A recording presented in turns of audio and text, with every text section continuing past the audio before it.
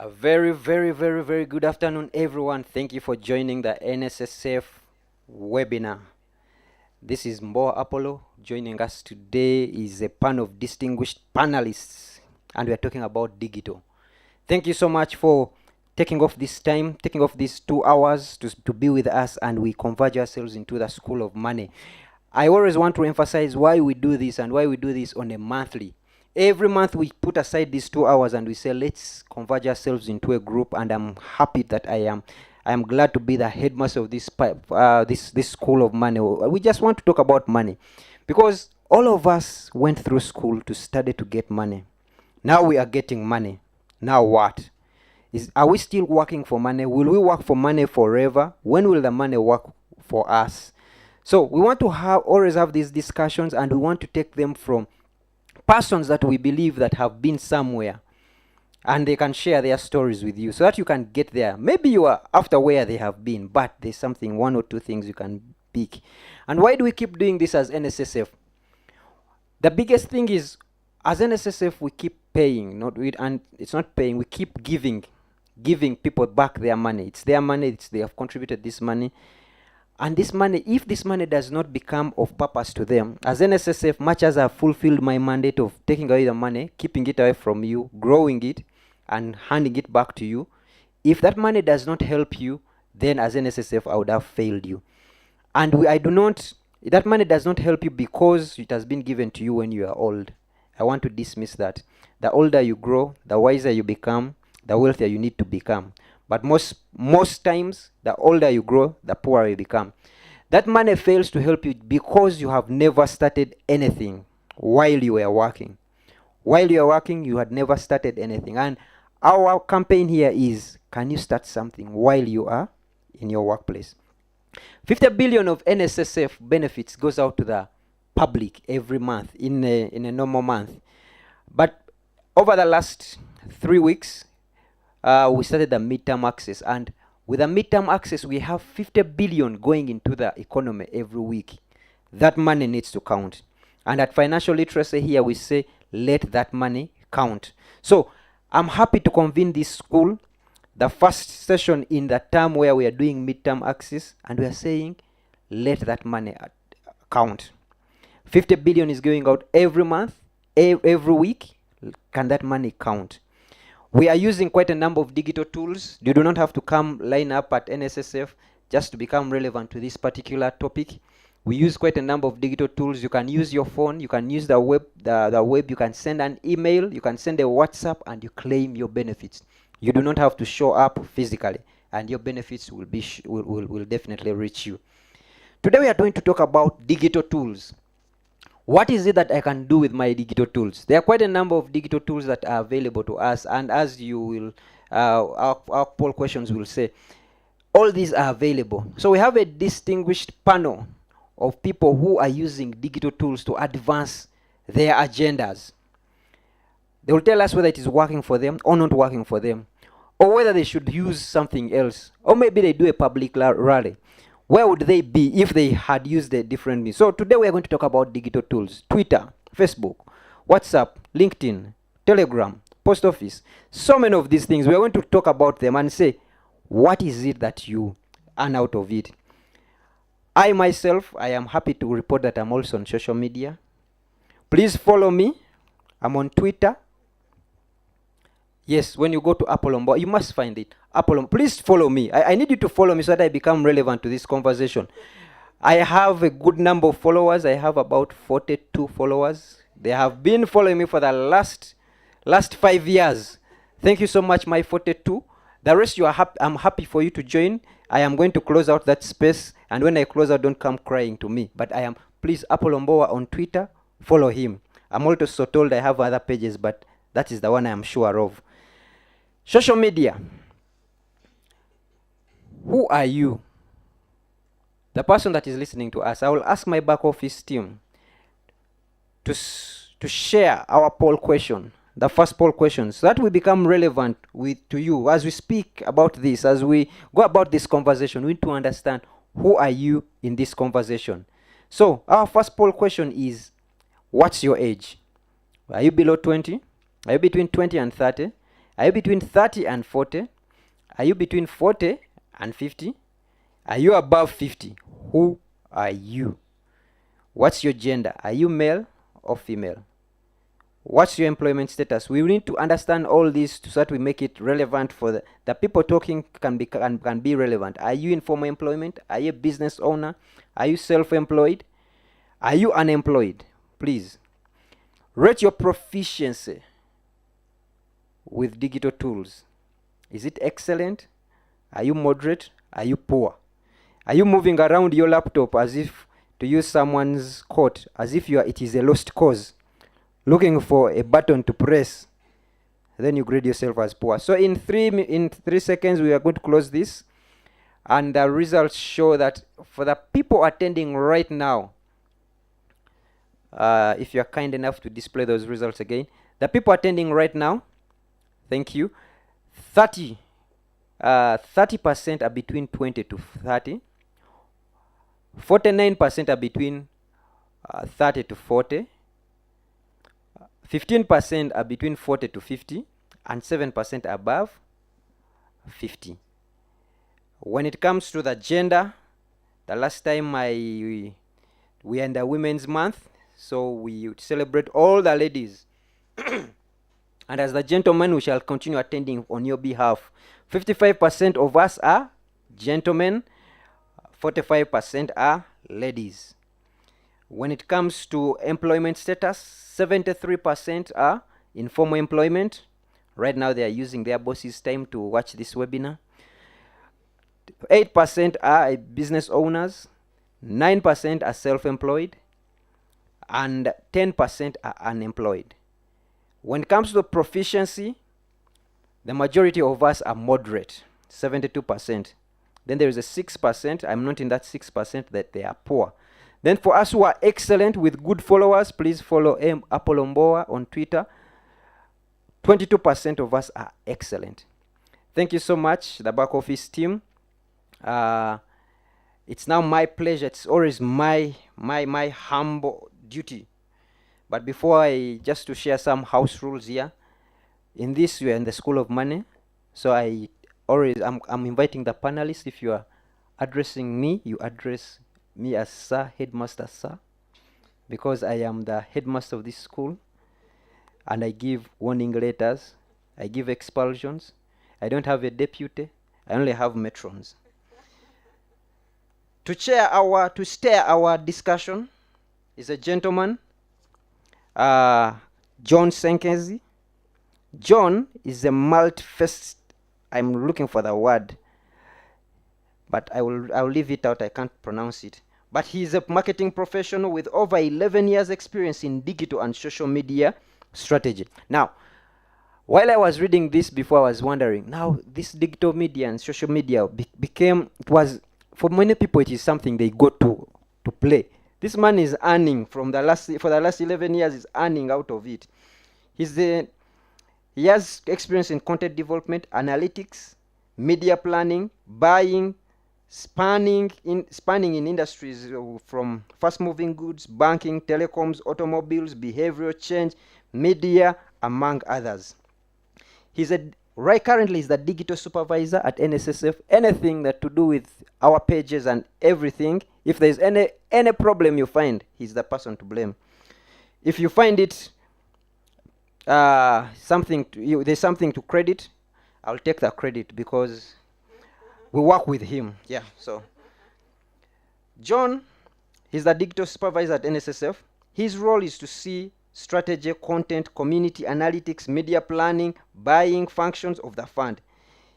In his previous life, he was privileged to lead digital strategy in global and top local brands like Airtel, Vodacom, Daily Monitor, Barclays, Hawaii. Leave me alone. Among others. Excuse me. He started his career in media and moved to advertising agencies, telecoms, before joining NSSF. Welcome, John. John is going to be our moderator for today, and we have a panel of distinguished panelists. But before we go to that, I will ask for the second poll to be shared so that people understand who we are dealing with.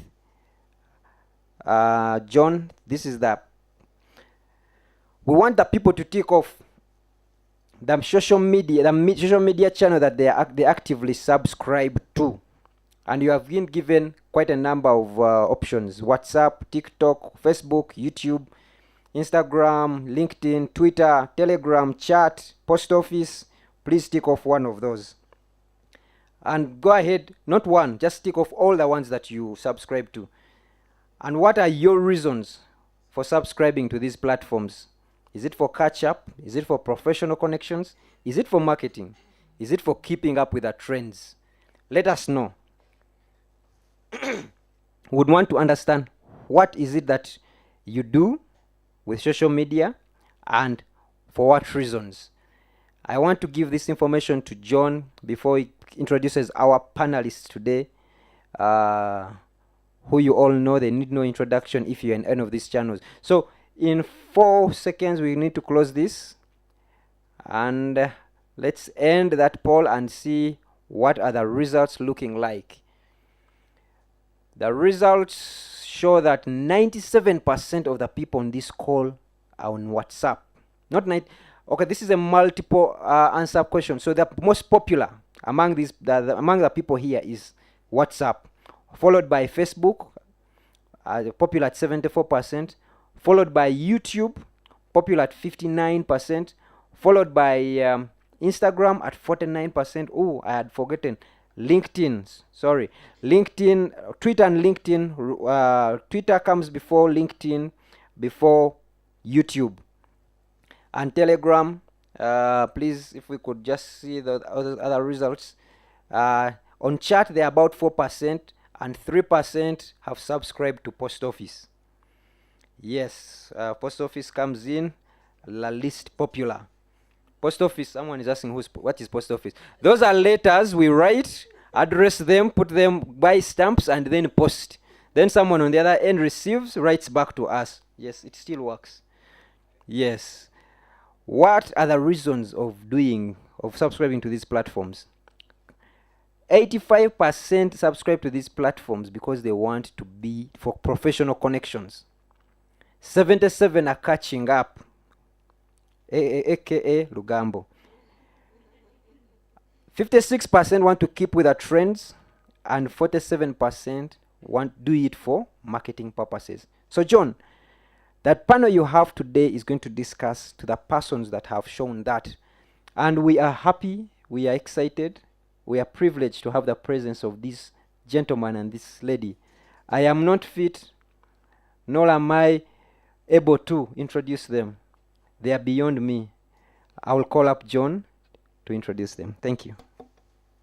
Thank you very much, Apollo, and good afternoon to everyone. Thank you for taking the time to tune in. Like Apollo said, my name is John Senkes. I'll be the moderator this afternoon.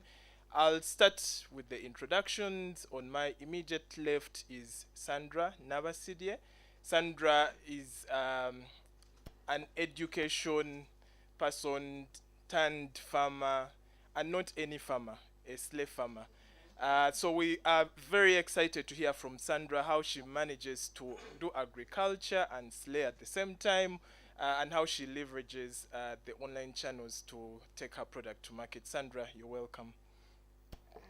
Thank you, John, for having me. Hi, everyone.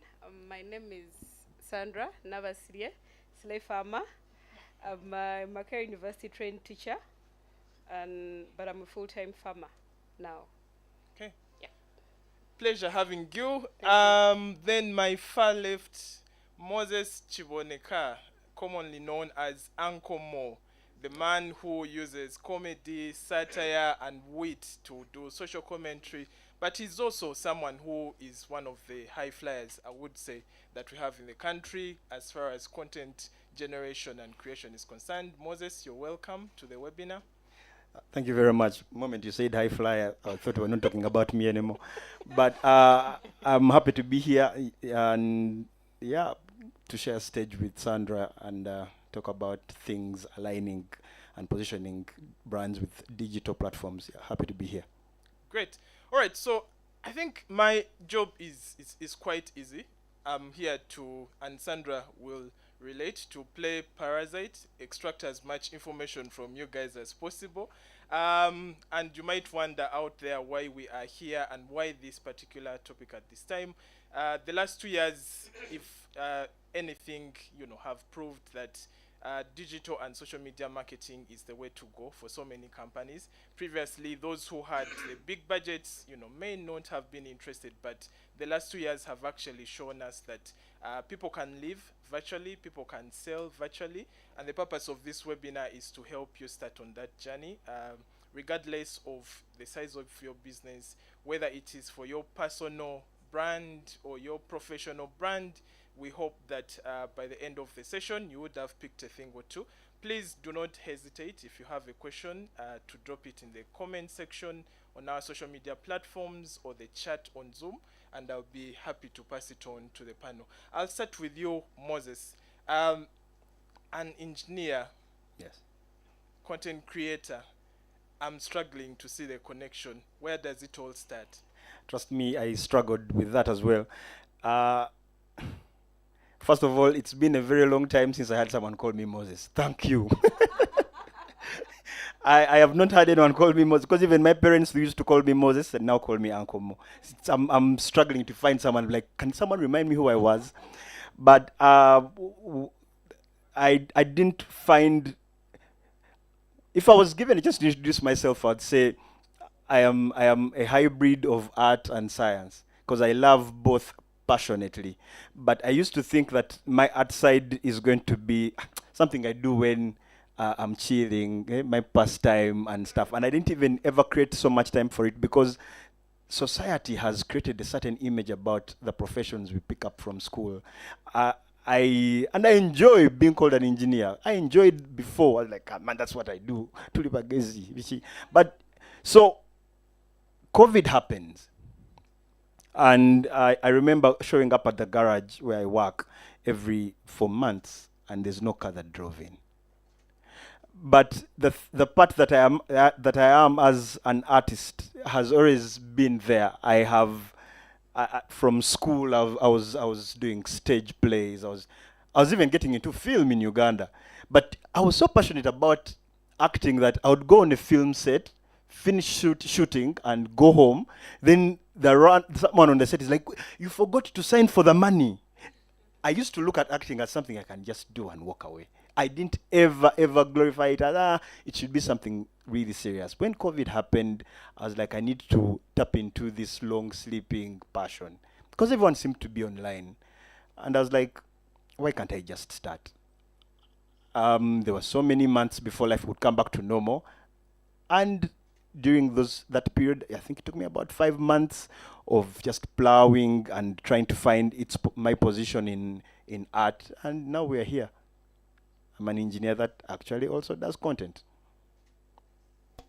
Quite an interesting conversation. I think the thing about your content is it's basically a fresh air kind of thing in the economy. I think the comedy we are accustomed to is not as witty, as clean, as you communicate and at the same time entertain. Is it because of a training you've had? Is it purely talent? What's the X factor? Where does it come from for your case? I'm glad I didn't have to be the one to say the things you just said. But every time I'm trying to speak to someone about them picking up on something they want to do, my question for them, in now my little mentoring moments I have with my buddies, I'm like, why you? What are you doing better than the other guy? The people that are at the top, they are there because they did things that other people didn't do. Now, if you get that and you first nail it into your head, it's going to be very easy for you to get to where you're going, or to stand out if where you're going is standing out. I looked at the comedy circuit in the country, and I adore what they do, and they have been doing this year to year. So I adore the work ethic. They're hard workers. And I was like, am I ready to compete with that? I actually find they're very good that I couldn't even compete. So I said, who do I want to compete with? Let me compete with the comedy that I fell in love with growing up. And that's the comedy that is structured to be to reach more. This is the reason my comedy is in English. So if I'm looking at I used to look at bigger shows, Saturday Night Live. I used to look at Jay Leno, Jon Stewart.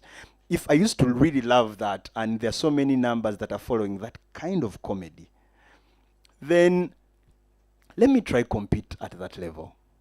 So it might be a long walk to that freedom, but you see, you should burden yourself with a goal worth failing for. Yeah, if I could put it that way. I think I like how you close that. Burden yourself with a goal that's worth failing for. Sandra, I'll cross over to you. All these years at Makerere, Yeah. studying education, Yeah. courseworks, going to schools to train, internship, and all of that, and then you switch to agriculture full time. What's your story? Do I look at you? Or I look Anyway, okay. Okay, thank you. Well, I've done agriculture not for long. I think this is the 4th year. I graduated in 2015.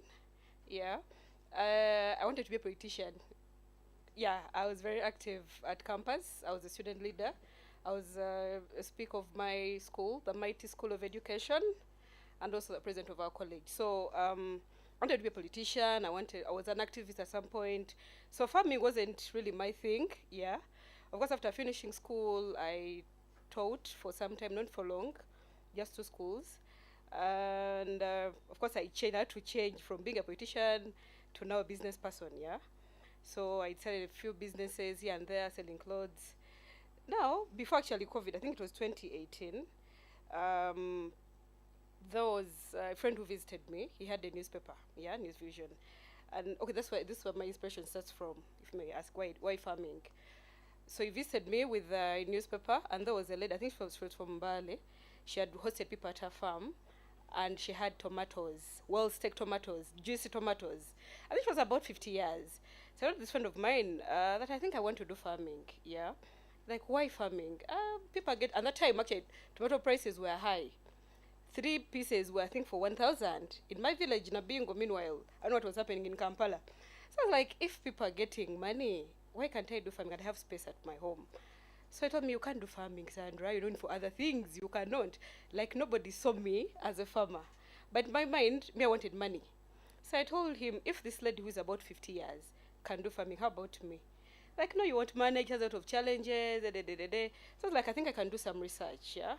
Because I want money. How much is about, at that time, a box of tomatoes was about, I think, 400,000, 500,000. I didn't tell people I'm a tomato farmer. I'm not just a farmer, I'm a tomato farmer. So I told him I want to do tomatoes because there is money. 400, just one box like this, 180 kgs. People are getting money. Like, it's not easy, but I took it upon myself to, get knowledge, yeah. I visited a few farmers here and there. I got out of discouragement. It wasn't easy when I was starting, but I always wanted to stand out. It's very important for you to not. I wanted to be different, yeah. But like, no, you want to make it. I was like, what's so special about them that I can't do? No, you're a woman. Even the guys I visited, yeah, the male farmers. You're a woman. At least do cabbages or do pumpkins or do simple or beans and maize. I was like, I want tomatoes. I'm going for the hard things. So all those were still thoughts. I not shared with anyone, not even the public. So slowly, I think it took me 3 months to make up my mind. I didn't have enough money. Yeah, I had less than 2M.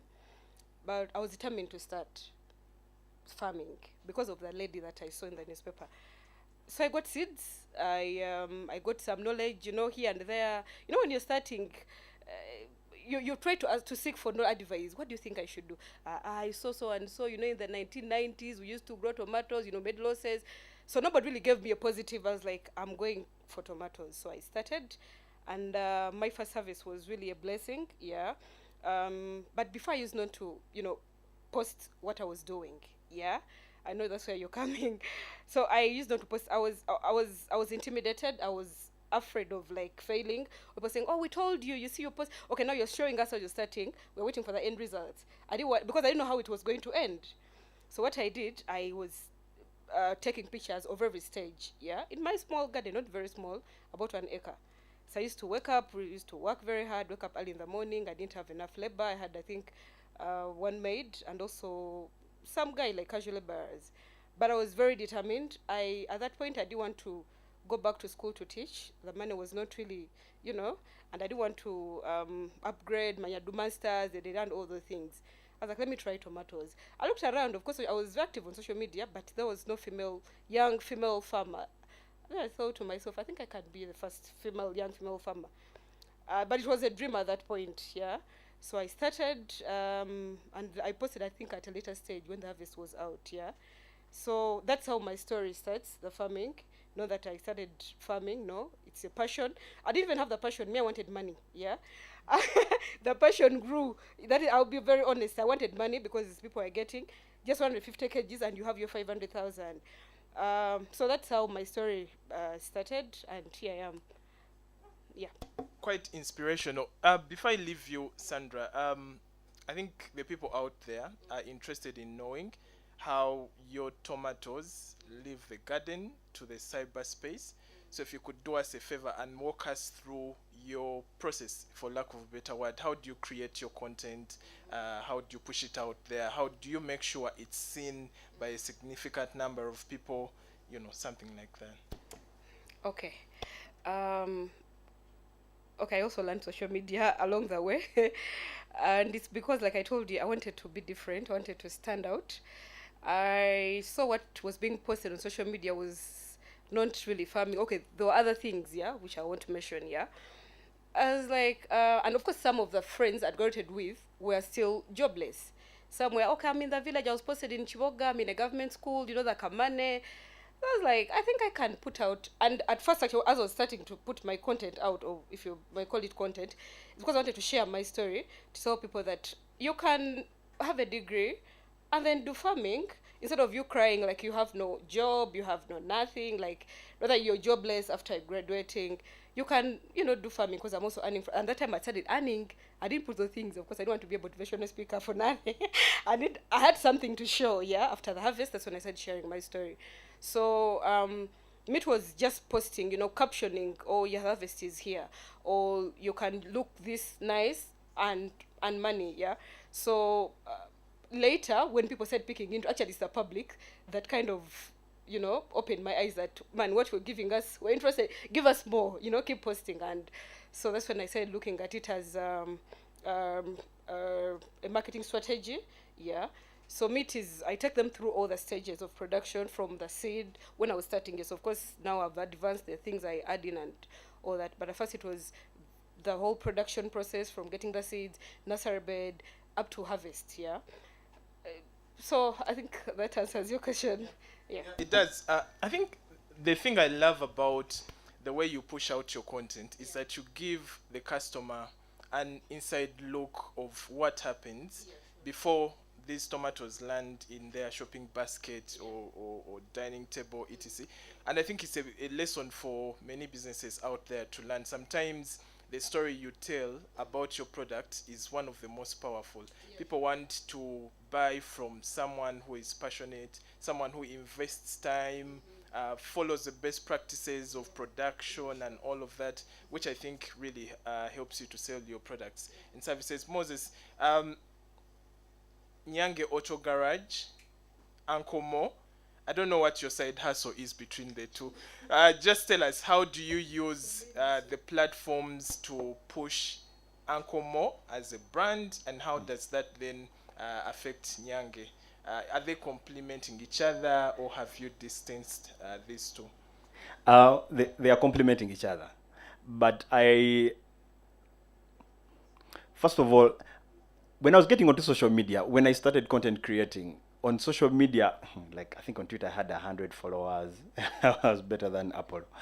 I had 100 followers on Twitter. I think I had 1,000, I think, on Facebook.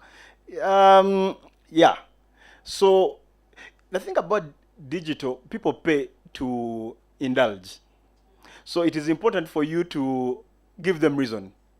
It is important for you to be exciting. And the job I do is not even very exciting. As in, if I start making videos about how to change the bushings of a car, not so many people are going to be excited. But there's a power in indirect advertising that I have okay, probably I'm not discovered. It was already there, but I have found that there is a certain power in people are very stubborn. They want to look at what you didn't talk about. You know, I say that about us here in Uganda. If you want Ugandans to do something, tell them not to do it. There's a way they will jump onto it. Don't get out at night. Why? Yeah, so I do my content from a garage, and I know that somehow people are going to ask the question, but is he really a mechanic? By the way, I get it a lot. But it gets me wondering, but here in Uganda, who isn't? But anyway. So it is complimenting, but again, I'm a person that is a sucker for being efficient. I don't want to be overwhelmed. So it's complicating just in enough quantities. Yeah, so going back to, I come to social media, and at the time I wouldn't do anything for the garage, but I wanted to do, because I was not getting followers. I did everything. I posted myself. I was like, what? Do I have to open my eyes wider or something? I tweeted a few things. Twitter was the hardest because there was 100 people. I got onto Twitter in 2010. About 2010. But by 2020, I had 100 followers. So that means I got 10 followers every year. So it was hard. So I start to do my content. Uncle Mo, the mechanic from Chireka. I started shooting my videos. The time when I started, I used to just write posts on Facebook of my opinions on things. Now, a certain person I go to church with, yes, I go to church, guys. So a person I go to church with tells me, I wish the things you put out in text can be video, because we don't read that much, because I find them funny. I was like, good, come and shoot. Now, there's a big lesson here. At the time when I started working on my content creation, the truth is I had no money. I was broke. There was no work for months. I was even depressed. But at least I thank God that someone believed in what I've been doing on the side, and they pushed me to start. So when they come to me, I told them, can you work with me on the project? You guys, you don't know the power of partnering. You just can't do everything. This person came on board. She's called Diana Ringthorpe. She was like, let me come. If I like your content, we are idle. I'll come and shoot it. I was like, yeah, cool. So I wrote my first script, and she came, and I posted my first video. Of course, when you post the first one, people want you to be followed, but you should be very happy that people are not following you when you're starting. Thank God. As in, when you're about to start, tell God, by the God, I thank you that no one is following me yet, because the truth is your first work online will suck. And my first video, I don't, probably not even my best, but I'll never put it down, so that anyone who comes through what I've done, they can see that, yeah, this is where we come from. So I thank God that there were no people, so many people watching, but at least a few people are like, if you keep working on it. Yeah, I've learned that practice makes improvement.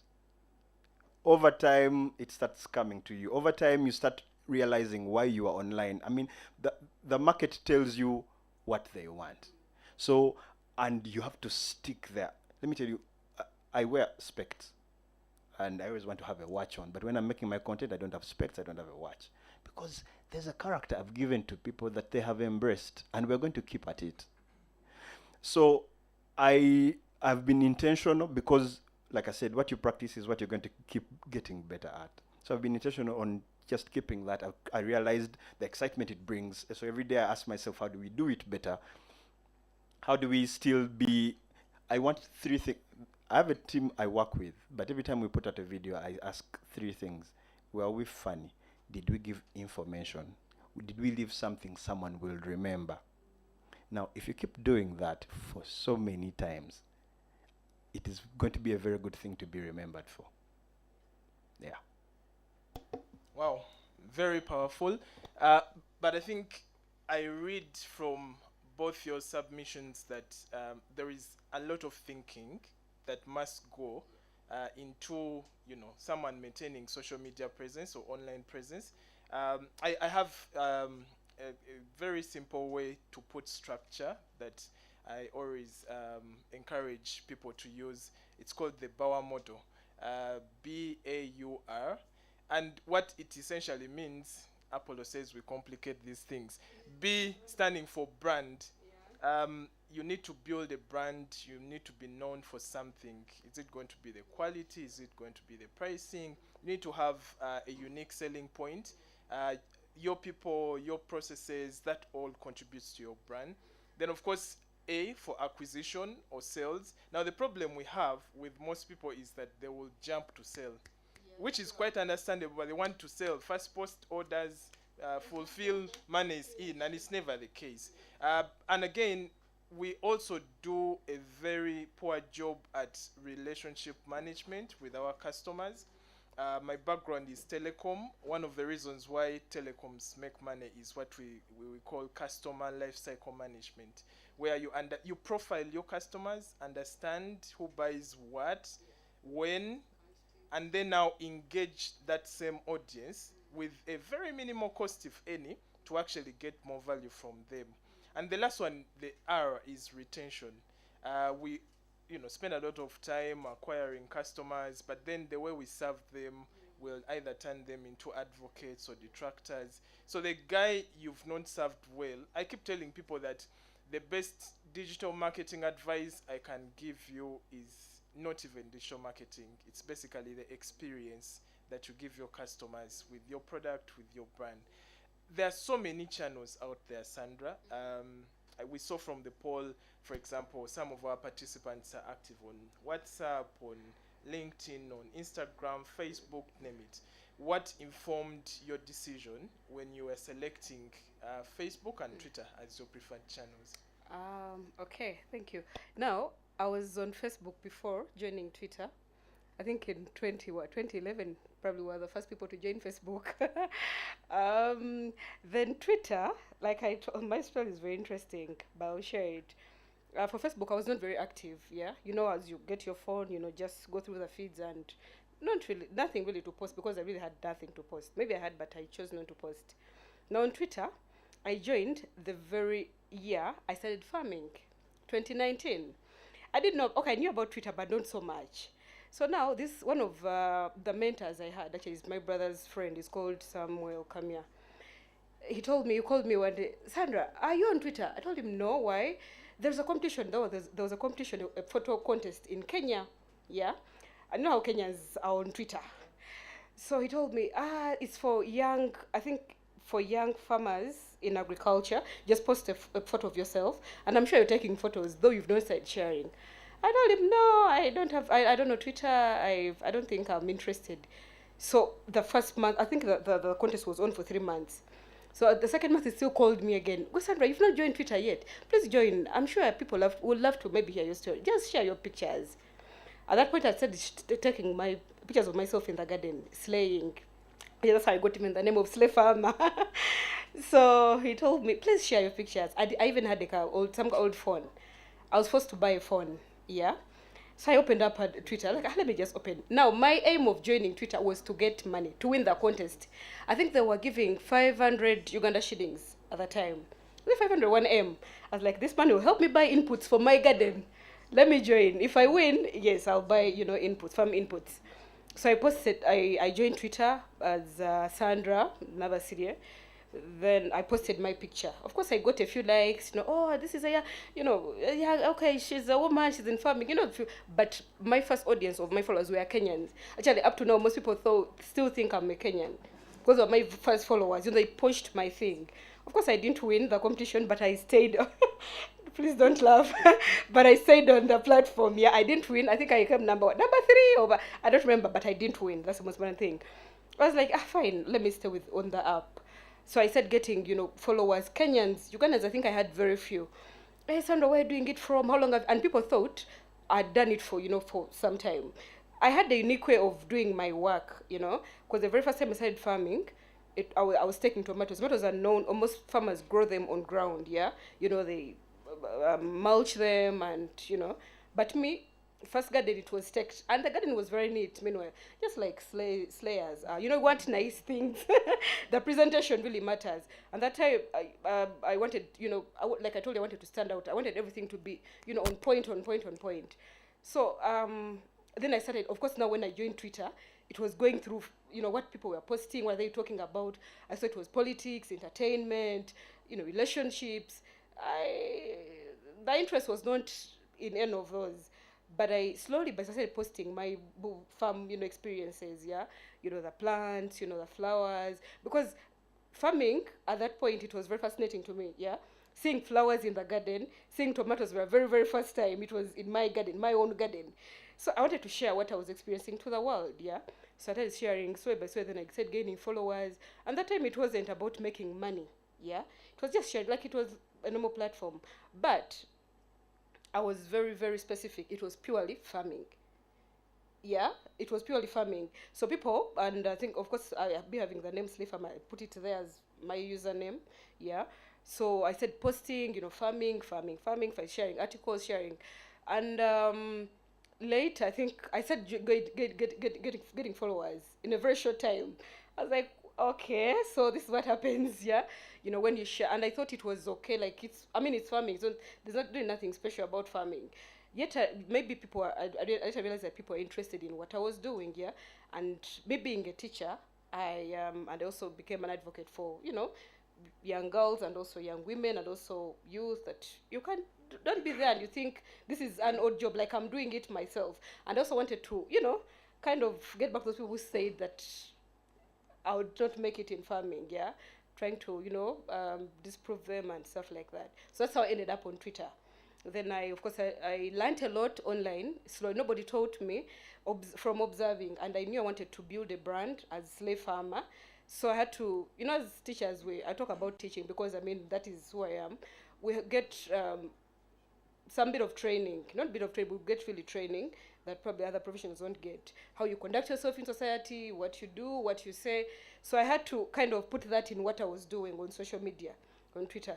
So it took me time. I used to be online, but not active. I had to first identify myself, what I wanted. I wanted to stand out as a Slay Farmer, then I had to know, what am I posting? Is it farming? Is it politics? Is it other things?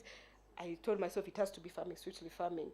And with doing that, I had to I gained followers, people reaching out for mentorship, and also to buy, Then later I realized that, hey, this is a marketing strategy. This is a platform I can use to sell my products, Because I knew that I wanted to be a different, and not an ordinary farmer, like those other farmers in the villages.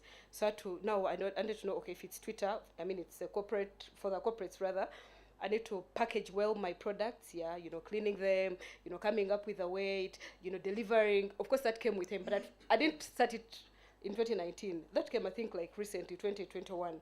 You have to give yourself time to learn, to observe. Don't, skip steps, learn, and also, know what you want. And, so that's how I ended up on Twitter. And, I'm still there. Right. Very inspirational. I can't wait to order your tomatoes. I hope they don't require a seat belt and what. They seem to slay. Now, before I move on to Moses, the theme for this Women's Month is Break the Bias. I know this is not digital marketing per se, but how do you manage to overcome the challenges and the biases surrounding one, what you do, agriculture?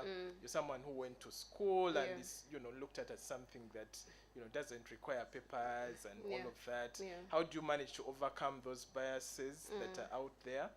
And what would you say, because I saw we have, I think, about 45% of the participants female. What would you say to someone who would like to try something out there, diversify their income, but they're afraid to take that first step? First and foremost, you have to block negative energy.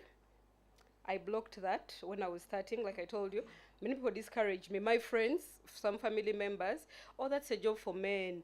Oh, you won't make it. Oh, you won't make it. You need to block negative energy, Know what you want as a woman, and you have to be very, very aggressive. Me, when I was starting, I share this story whenever I get a platform like this. I used to carry jerrycan. My very first garden, we used to spray not actually spraying, watering 80 jerrycans per day, 40 in the morning, 40 in the evening. Of course, no ordinary woman can do that. You get, but because there were those voices behind you, want to make it, you want to make it. I was like, you guys, I need to show you that I can really make it, yeah.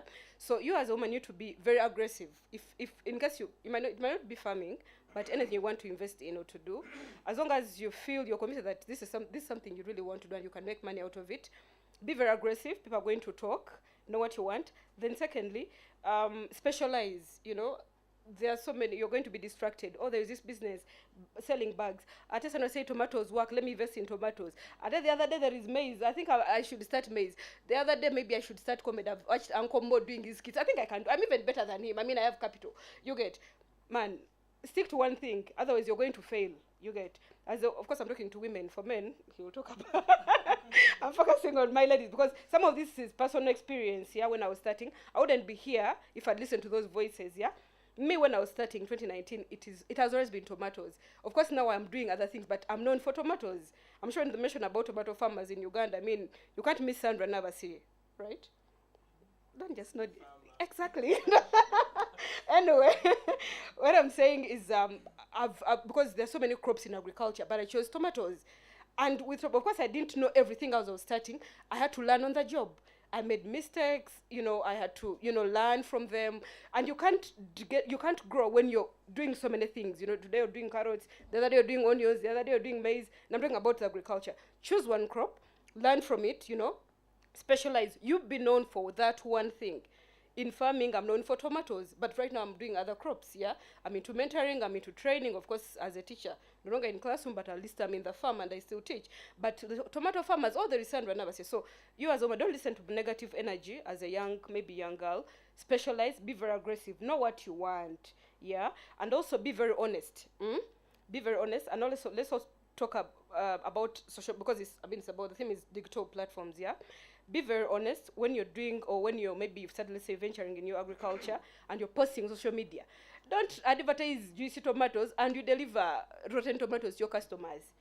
You get, at the end of the day you complain, they lie to us, there is no money in farming, manya digito, I've tried, and you know, you be very be very, very, very, very honest with yourself and also your customers, because most of the referrals I get are the people I supply my tomatoes. Oh, there is this girl, you know, what she does is a bit different, she delivers. Or there are those, you know, you need that as a woman who is starting, and sometimes it's us who put ourselves down, yeah, because you think you're a woman, you're going to be favored. It doesn't come like that. No, it's not easy, yeah. I mean, it's this person, we're fighting with men, yeah, in this, and that card, I think they used to use it those years. Oh, she's a woman, nobody's going to favor you when you're doing quick things, yeah.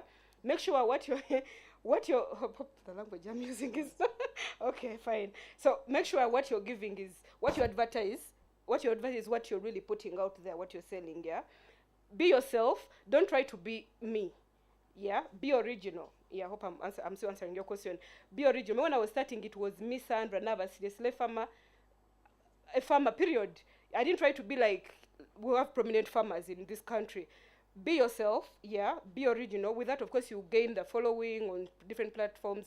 Also, you gain the trust from maybe the clients, because they'll know if you want tomatoes, it is her and her and her and her alone. You get, because you didn't start as someone doing something different and then you start changing. And of course, if you want to change, still let your customers know that, well, we said as tomato farmers, no, we are processors. You get. So that's the advice I can give them. But most importantly, believe in yourself. People are going to discourage you. I was discouraged when I was also starting.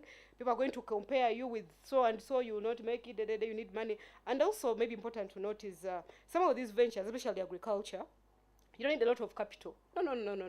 You do not need. It's about the commitment you have and also the zeal you have. Yeah. If you're committed and you're willing to do the work, because we've seen so many people invest in agriculture with a lot of money and they fail. Others invest with little money and they make it. So I don't think your money is going to do everything for you, no. Get the knowledge, the right knowledge, consult with the right people, know when to do things, why are you doing it, how are you going to do it, and all that. Then you're good to go. Wow. So resilience, Yeah. you know, shutting out the negative energy. I think those are very critical for anyone, not only the ladies. Anyone, you need to, you know, have a goal, go for it, and stop at nothing until you're there. Moses, speaking of specialization, which is a very important point, there are so many channels available to us to either grow our personal brands or the businesses, but there is a very common mistake of brands lifting, that's the word I use, content that they've done for Facebook, using the same content on Twitter, using the same content on LinkedIn. um, what's your practice? How do you manage to differentiate, these channels and still maintain one identity as Ankomo or as Nyange? First of all, if one, you should, I don't want to use the term, but I don't know how I'm going to say this.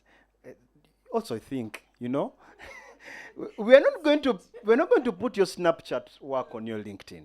So first of all, there's a part where you should work. We should do the finding out on your own. And the thing about creating content is you can't. I forgive people who put the same thing everywhere.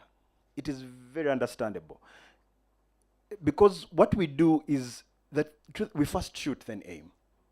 If you aim too early, you don't know what you're missing out. The stuff I'm doing, when I was hearing us saying block out negative energy, me, I don't even have the luxury, because I'm doing this stuff for other people. The enemy is my friend. I like haters. Haters, please keep doing, because let me tell you, the haters are, for me, maybe not all the time, but most times they are right for me. No, because when I had when I was starting out and people were saying a few things, you see, it's a reason why, like she was saying, man, get what you like and keep there. You see, the thing about passions, however many times you fall, it's very easy to get up. So when every time people started saying, maybe he needs to change, I was like, I'll fix that. So it's art, and I keep saying, art is not like for example, comedy. It is not like people who go to the lab to make sodium chloride. They be there, just two guys. If it doesn't work out, they pour and they mix again. Me, that mixing, I call people and I'm like, first come and we see if it works. And you come to the people and people are like, man, it didn't work. So for me, I don't have the luxury to first prepare, then come out. I prepare with the people. I work with the people. I grow with people. So in the end, that starts to carve out the people who have business accounts on social media. We have detailed analytics. Who is watching, from where, how old are they, what time they watched. So you start understanding what content they won't like in a certain place. Like, I have companies I'm working with that I have to influence for, and I tell them I overcompensated a post there on Facebook and I didn't put it on Twitter because my audience there does not, according to my numbers, my audience does not follow like that. Now, the thing I said from the beginning, you burden yourself to think. You make these decisions for yourself to know that, let me study my demographic, let me study my audience. And over time, like I said, we start when we have no one following us. So you have a chance to make as many mistakes as you can. It is okay. Accept to make mistakes. Accept to make mistakes. Because the thing about making a mistake is you have discovered a way that won't work. So make mistakes. Make mistakes. So over time, you start realizing that this is what is going to be on my TikTok. This is what is going to be on my Facebook. This is what is going to be on my Twitter. Or even better, you start tuning your content to apply to both. Now, that is a second level of creating content. But over time, if you're intentional, then you will start finding a way to create content that can be eaten on across all platforms. Because over time, when people start liking what you're doing, you get embraced a bit. You will put something on TikTok that is not for TikTok, but we will like it. But it's because you have tried your best to see that even if you posted it here or there, people will keep eating on it. But the other thing that would help you deal with that, like I said, when we do content on YouTube and Facebook and stuff, we are looking for followers. We want people to come follow. Yeah. Now, after you've made your video, you look at it and ask yourself, if it was not made by me and someone sent it to me, would I share it? Would I put it on my status if it were not mine? When you have your answer, you'll know what to do the next time.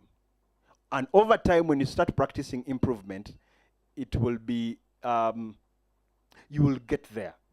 And over time, you see the people on social media, you'll see them on Twitter, they're very serious and what, but if you tickle them the right way with the content, it will be accepted. The thing is, you have just not yet discovered the right mold. You've just not, and maybe we'd never even discover it. We keep working on it, we keep getting there. But the only way to know that this is for here, so many people were not being very, we don't care, the word is we don't care when we're making content. It's a reason why it's not working. But if you start caring, you'll find it very easy to find that you actually have responsibility in your content curation, the responsibility. So it's easy for you to pick something from your Twitter and put it on your LinkedIn because you cared. But the people on LinkedIn, they're the same people on Twitter. It is very possible that they will like how your content was all inclusive. Like it easily sips through places. It's not something that everyone will easily achieve, but it's achievable. But before we achieve that, we should first look through our analytics. People who have the detailed analytics, and you know what works for which, and you don't have to put it there anymore. Yeah. Very helpful. I think what I pick from you is the ability or the willingness to also experiment. In conventional marketing, we have what we call A/B testing, where you make certain assumptions, but go ahead to test them and see if the assumptions are on point or not.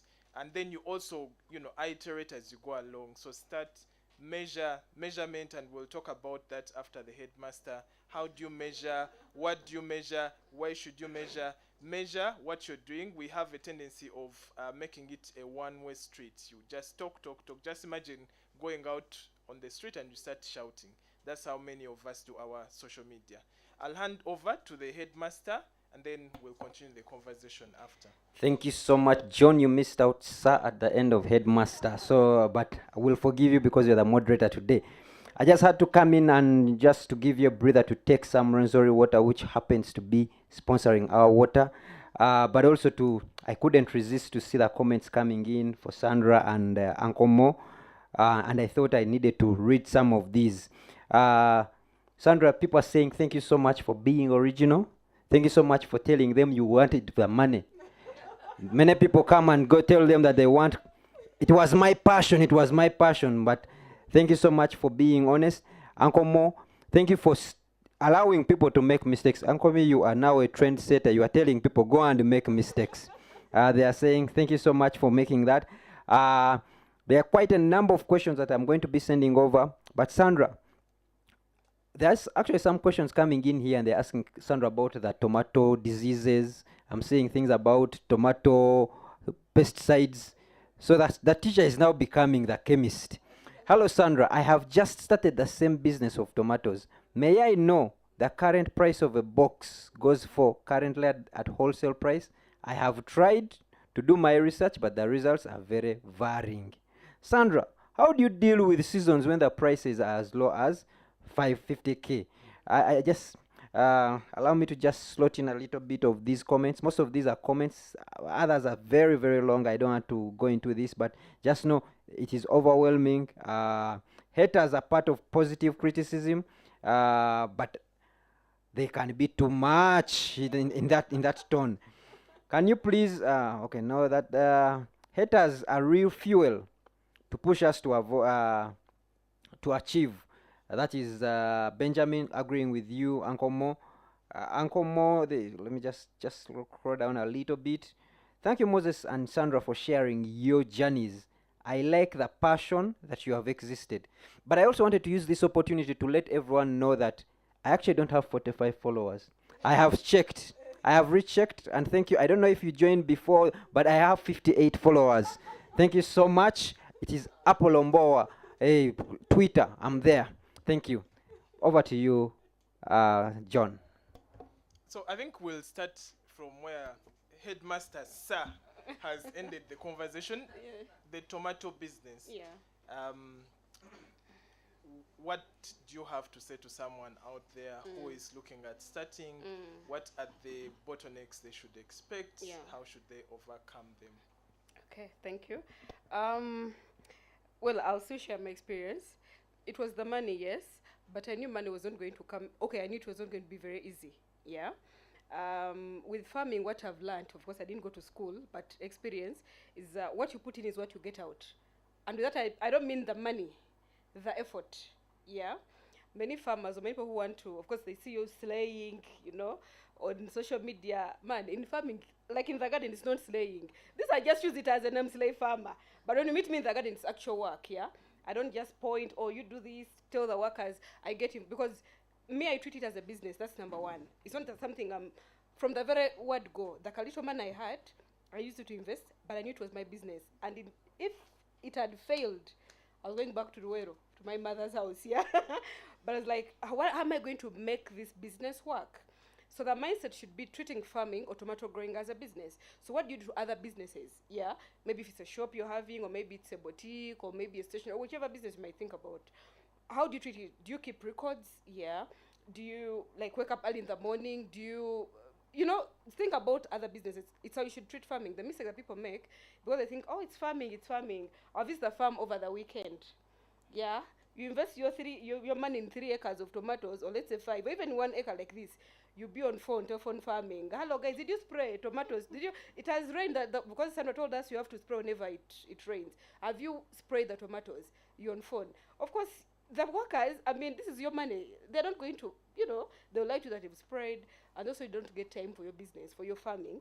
You visit over the weekend. So me, from the very beginning, this was my business. I used to sleep on the farm.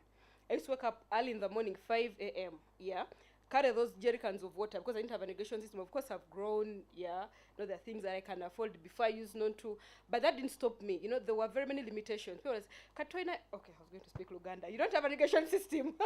How are you going to do this farming, yeah? You don't have this. The people looked at, there's so many things I did not have, forgetting the potential that I had, yeah? Sometimes don't have the material things that we have. Oh yeah, I have the hose, I have the irrigation system, I have the drip irrigations, I have the tanks, you might have all those things and still fed at the business. Me, I had nothing apart from the watering cans. By the even my hoe, the first I used it was my neighbors who I borrowed. Yeah. Because I didn't know what to do, but my mind was telling me, Sandra, when you put your mind to this, you're going to succeed. And I also took it slow. Yeah. With someone who wants to start tomato growing, they want to hear the numbers. When you put your 10 M in 1 acre, you're automatically getting 20 M. Man, I'm not a motivation speaker, and I'm not giving you those numbers, yeah? Because me, because I've always refrained from giving many young people who approach me the numbers, because they get disappointed and they said, oh, farming, they're lying to us, there is no money in farming. You tell them, Sandra, now I have my 5 M. Where should I invest? Okay, you put like half an acre of tomatoes. After the season, how much will I get? Okay, if all goes well, you might get about your 7 or 10 M. Man, where do I buy the seeds? I'm ready now. Forgetting these other things, yeah, it's a journey. And me, I didn't focus on them. Well, it was the money, but I didn't focus on it like the end. I had to make sure that I do the work in the garden. Focus on production. A good product will find its way to the market. That's what I told myself. The effort was, in the work and because even if I give the right number that when you invest this, you're getting this, and you do kwara work in the farm, who's going to buy your tomatoes? So me, what I always tell people is focus on it's okay to have, you have some idea of how the market is going to be like, the price range of the tomatoes, also the market where you're going to sell, but don't focus on that. You're going to focus on that and forget this other step that you're missing. Just as back to what I said, don't miss any step in farming, yeah? So me, it was the work. I knew, because I told you, I didn't want people to laugh at me. Yeah, I already told them I'm doing tomatoes, and like, you're going to fail. So I had a lot of work to do. And also, people, when they look at, let me say now me, when they look at me on social media, they say, I want to be like, I also want to do the tomatoes. Well, some consult, some will not consult. But they don't know about what the actual work that I put in, yeah? So when they're going to think I'm an actual slayer, yet in the actual sense I'm not. This is just a catchy name I use on social media platforms. You find me that days when I'm off social media, I'm deep down in the garden. I sleep on the farm. I'm with the guys. I'm carrying the knapsack, spraying when the guys are off. you know, I'm weeding, I'm seeding, because I seed my seeds myself. I seed them. It's a lot of work. So, and to answer his question, someone who, because when you share these stories, they get excited. Sandra, they call you, tomorrow I want to start. When is the next season? I get them all the time. But I tell them, man, slow down. And somebody says, but Sandra, you discouraged. I thought you had ignored. Like, slow down. You don't know what you're getting into. You know, there are challenges, there are ups and downs in farming. It wasn't. I didn't have the passion, like I said, but it grew because I knew there was money in it, and I know I was not only getting money, but I was also inspiring other people. People looking at me, oh, if she can do it, I can as well do it. Or, you know, trying to redefine the agriculture, you know, before you used on to see young people. Okay, maybe they were there, but, and it being a digital era, I was like, let me use this platform to kind of show them that these things are doable. So first and foremost, you need to research, yeah? Take time, don't rush. With farming, you don't rush. Another word for farming, by the way, it's patience, if people didn't know. Another word for farming, we no longer say farming, it's patience. Farming is where you wake up, you go to your bed when your tomatoes, you know, the flowers are really nice. You wake up when they've all aborted. You go to bed when the fruits are there. You wake up when they've wilted. How do you explain that? So if you're not a patient person and you want quick money, you can invest in other things, not farming, yeah? If you're someone who wants to start tomatoes and your first thing is, now if I invest, how many boxes am I getting? When am I, you know, where am I selling and all that? With farming, take it slow. Besides the resilience, besides the attitude, patience. If you're not patient, you're not going to make it, because the market is going to disappoint you, the workers are going to disappoint you, nature is going to disappoint you. You're going to face hailstorms, you're going to, you know, drought. All the things I'm saying, I've experienced them, yeah? But because I'm resilient, I'm still doing it and I'm still going. So first, what I tell them is, don't rush, you know, don't get excited, slow down. First, drink some water, cool down, yeah? When you've cooled down, then you contact the right people. You know which people, and also another thing maybe to note, don't follow everything on social media. Yeah, we have some people who pretend. Okay, is it called pretending? Uncle Moy, help me with that. Is it called that English? Oh, is it pretending? Okay, someone say I'm a farmer, in actually they're not farmers. Yeah. So if you follow each, and because now social media is where we work from, it's what we do, you know, where we advertise, where we look for market, where we like basically social media where we do everything. So you want to invest, don't follow everything you see on social media. Many people have been conned money, many people have been scammed. You know, some coming to me crying, so there was this farmer, you've never heard of that farmer, you know, especially people in the diaspora. So you do due diligence as someone who wants to invest money, because you're also looking at investing money. Don't just, it also takes us back to patience, and also not getting excited, you know, because they're giving you the numbers, therefore you're starting, you have your available land, and your company get from the account and start. No. Make sure, make sure the person you see on social media is doing what they're actually saying. Sandra is saying she's doing tomato farm. Is she a farmer? Visit her farm. You get. Are there referrals? Are there reviews?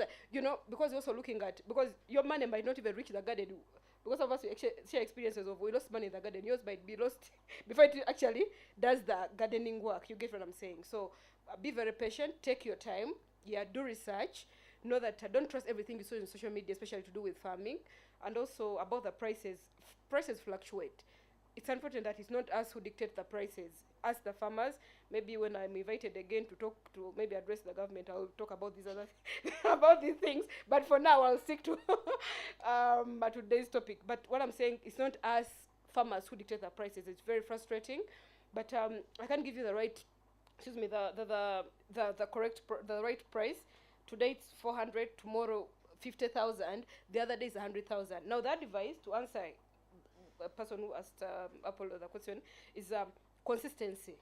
Yeah, it's like that. When the prices are low, you're in production. When the prices are high, you're in production.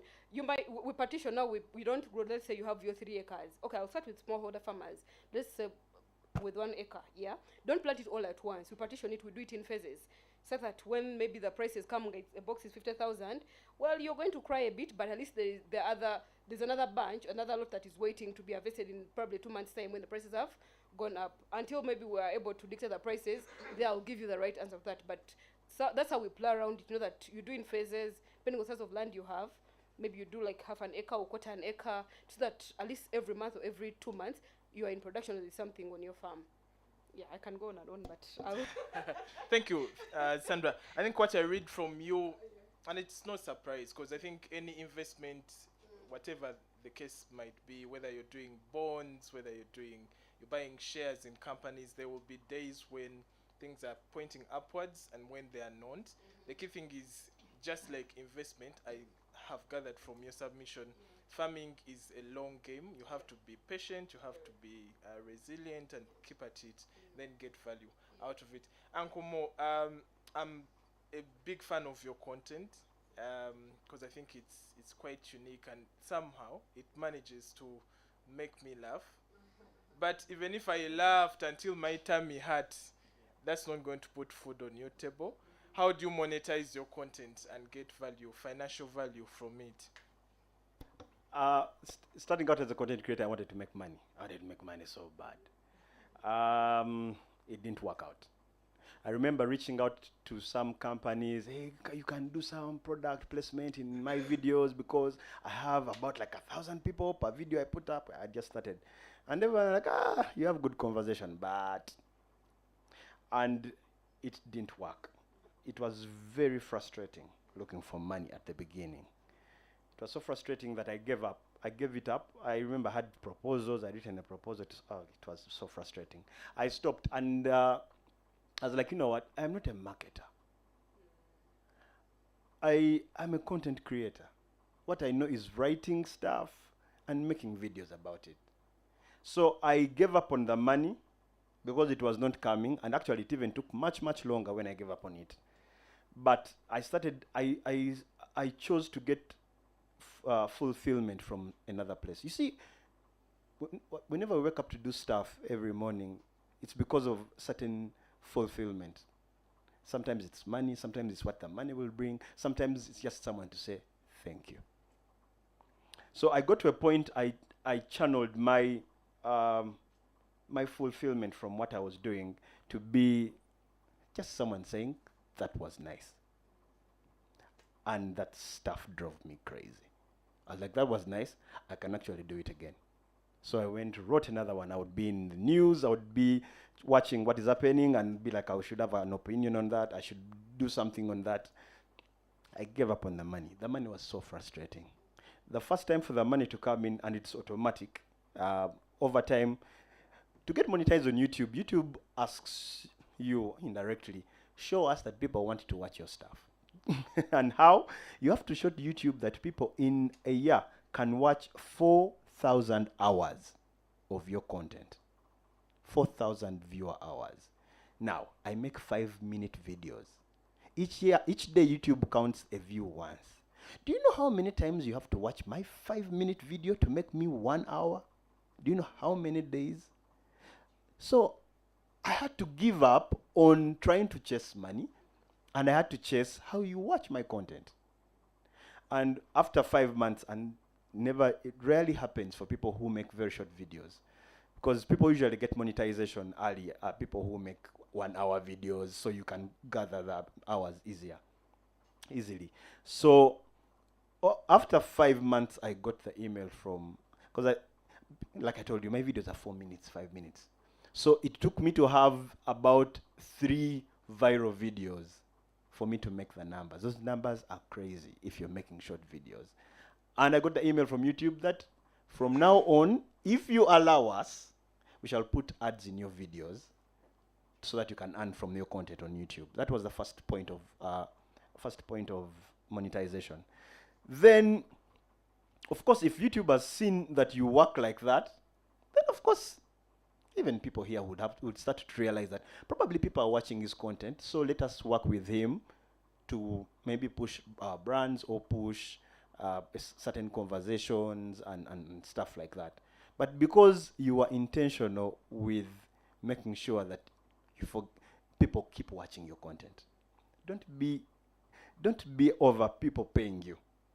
If you can understand how people shall keep watching the content, then it's going to be easier for people to pay you because what we do, being that we're chasing numbers, it's very clear that we are in this for influence. So everyone is asking themselves, how many people do you influence? How many people care that you have work on social media?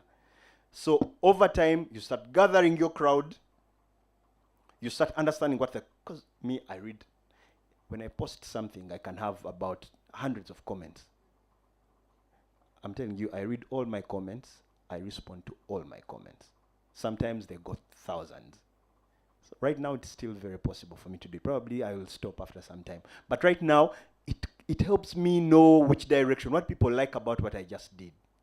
It is important for you to know your people. For me, I do that to know my people. You see the thing about guys who follow us, they didn't ask us for these things.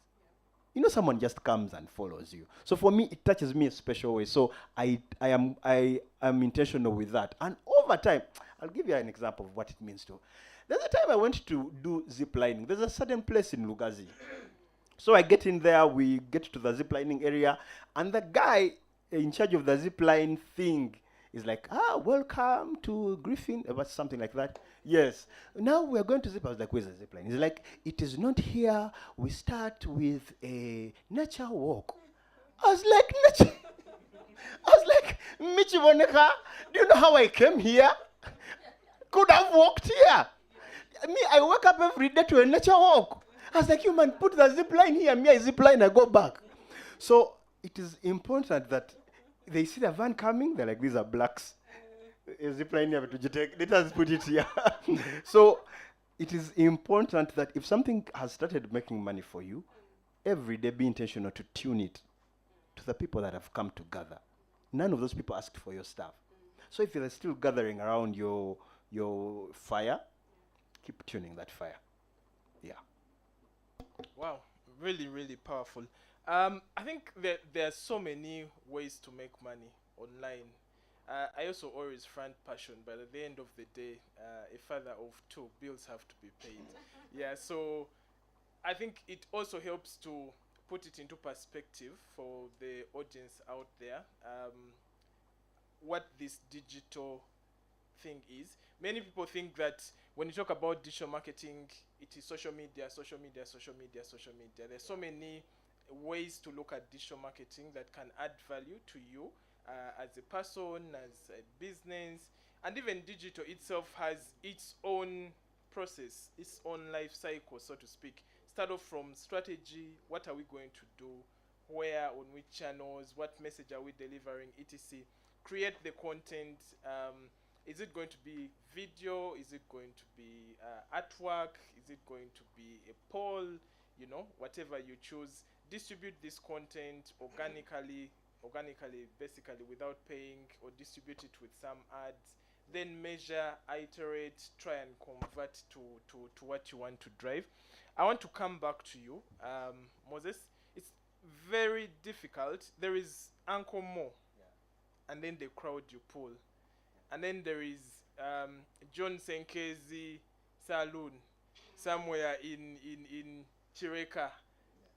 No one knows about me. My content is not interesting, or perhaps it hasn't got the right enough exposure in the initial stages for me to get value from the time I spend on the platforms. Now, what businesses have done is they've resorted to paid advertising.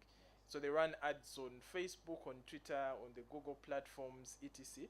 And it's like a hack, so to speak, for you to grow fast, even if your content might not be as interesting, or you may not command big audiences the way you two guys do. What has been your experience with ads? Have they worked for you? And if not, what are those organic ways that someone can use to grow without investing in paid advertising?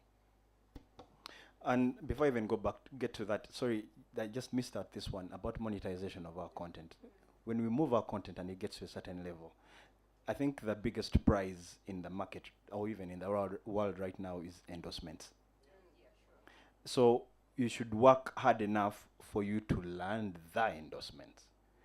I have been lucky in the about a year I've been doing this, that I've had people come on board to work with me because of what I'm doing in media right now. I don't want to say names, but most social media platforms will say it. But if you're doing what I'm doing and you want to move it as high as possible, that's what comes, and even more. And even more. There is much, much more. Going to ads. When I was starting out, there's a time my channel stagnated. It was not moving, it was not growing. So I was like, you know what, let me start paying, uh, sponsoring my posts so that they can reach more people.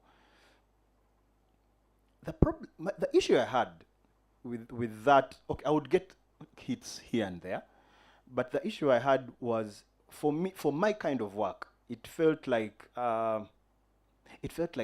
forced advertising. Um, it, and in the beginning, being that you're still really getting the swing of it and stuff, somehow Facebook makes sure that this thing reaches a certain person. But yeah, you'll see that people saw, but you'll realize over time that the important thing is the content, not how far you through it. You will get 10,000 views on that sponsored post, but it is not going to turn into, for example, me, I would sponsor on Facebook so that I get people viewing on YouTube. People really just viewed because it showed up on their timeline. So how do people take the next step? The same way we watch ads at the beginning of a YouTube video. It is forced, as in people can't wait to press skip ad. They're itching. They wish, they just can't wait. And you see, but if the ad had something about it, probably we would watch. The ad for this webinar has been running on YouTube. And I've had people reaching out saying, for the first time, in the middle of the video, they have sat through an ad. I thank the guy that did it. Yeah, they sat through the ad. So there's the ad, you're really trying to, okay, I don't want to use that word, but you're trying to get someone else to do your job. There's a girl, she's Kenyan, she's called Bridget Bema.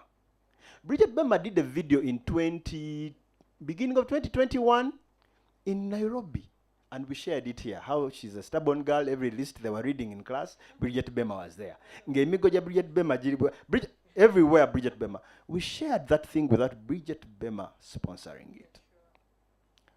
The thing I said a little earlier, when you look at the content you've made, would you easily share it if it was not yours? So we should put more effort in the curation, in being different, in exciting, when you have not done that. I did ads. I want to tell you, they didn't help me. People were trickling in, but they showed me, over time I stopped paying those dollars for me, because I realized I want to do content that is easily shareable. Now, which ads are actually even much better? Okay, for information, you see, maybe sometimes people can't send out certain information without the excitement factor. But if you reach the right people, I'm telling you, last year I was contracted to tell people about the stock exchange, the stock market. It is the most boring topic you'll ever share with normal people. But I created content around being a normal person. I talked about a market, a normal marketplace, and what difference it would have with the stock market. And I used normal things like tomatoes, cabbages, kukumanga, and people were on board. So it's a thing of the content most times. So that even if you're going to press the promotion button, your money is well spent. I was fortunate that over time, as I started sharing my work, of course, people who have big followerships landed on it and be like, "Man, who's this guy?" So that helped me much, much more than the ads I sponsored. What does that mean? My content was shareable. So if you've done your content, another thing to throw in there, talk to more people as you create the content. When I write a script, I share it with 5 people. For me, it is okay. I'm doing this stuff for thousands of people. I don't care people reading my work.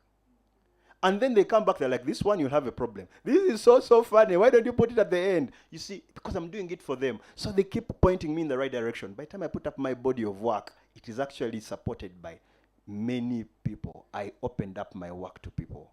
So let the work be very compelling before you press add. Yeah. All right. Sandra, you don't do a lot of paid advertising, and yet you've managed to get value from the platforms. Yeah. There is also that common question, it's quite, I don't know if it's a Ugandan thing or all of us in the world. You post your tomatoes properly and you say 1 kg is maybe 5,000 shillings. The first question is how much? How do you engage your audiences and get value from them? How do you keep them engaged? How do you manage your funnel, getting someone from just asking about your tomatoes to actually buying them? How do you manage to effectively deliver to, because I imagine you do deliveries. Yeah. How do you handle the deliveries? Because you see, one of the biggest challenges for e-commerce at any scale is fulfillment. Yeah. I've placed my order, how fast is it getting to me? So how do you manage that entire cycle on your end? Okay, now I'll tell you that some of the things I've learned on the job, yeah. Nobody told me, nobody mentored me, but I wanted to make money because I saw the numbers increasing almost on a daily basis. You just post a picture of you posing, you know, putting normal clothes, yeah, maybe some lipstick and some eyeshadow, and you know, people that you're getting likes, 10,000, you know, 5,000. But it's like, I'm not earning from this. How can I start earning? Yeah. Of course, there were endorsements. People were calling, you know, maybe companies calling you to train their staff. Then also schools, you know, mentoring the young generation. Maybe also individuals. Because at first it was me earning off social media. When I put other work, oh, can you tell me can you also teach me how you're doing it? Of course, I charge money 50,000. Yeah, if you want to come to the farm for 3 hours. Oh yes, and I also want to do. So that was off social media. Now on social media, I was like, okay, this is not enough, because I don't only train, but I also grow. I'm also a farmer. I need to make money, guys. That's why I started farming. So I saw what other farmers were, how they were selling and what they were selling. It also takes us back to you being original, you being different, yeah, because we are so many tomato farmers. I'm not the only one in Uganda, but you know, I had to be different how I sell and how I grow. So I realized most of them sell the traditional way of boxes, manyawat. Kumbe, the pesticides we buy are sold in kgs and liters. The fungicides, but why do we sell in, you know, weight?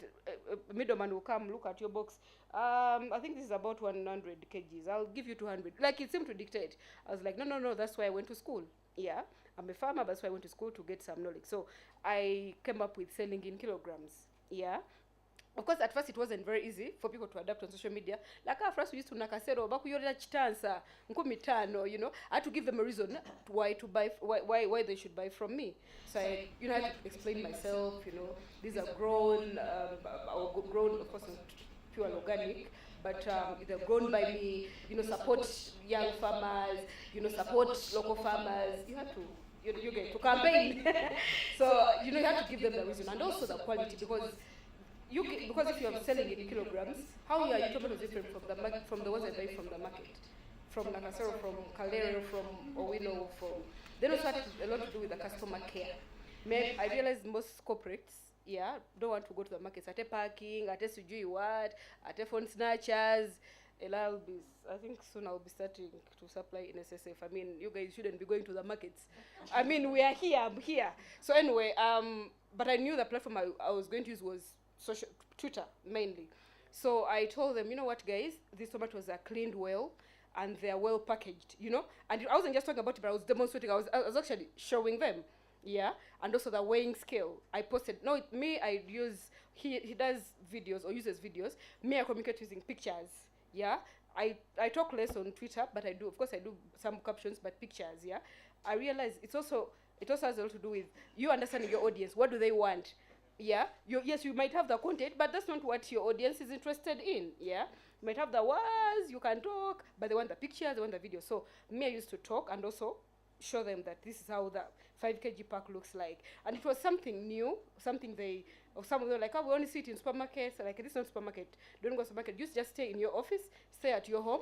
I'm going to deliver the tomatoes. Now, when you talk about how is it going to be different? Me, I realized that you need to give people reasons why they should buy from you. You're not the only one in the market. It's very competitive.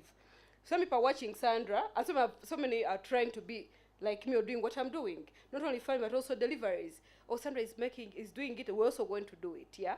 Me, I'm original, I'm doing my thing. So it's very competitive, and if you sit in your comfort zone, saying, I'm the only slave farmer in this country, and I'm the only one who supplies tomatoes, my friend, you're going to be shocked. So me, I had to know that I had to give my customers a reason why they should buy from me. At first, when I was starting, I was delivering the tomatoes myself on the truck.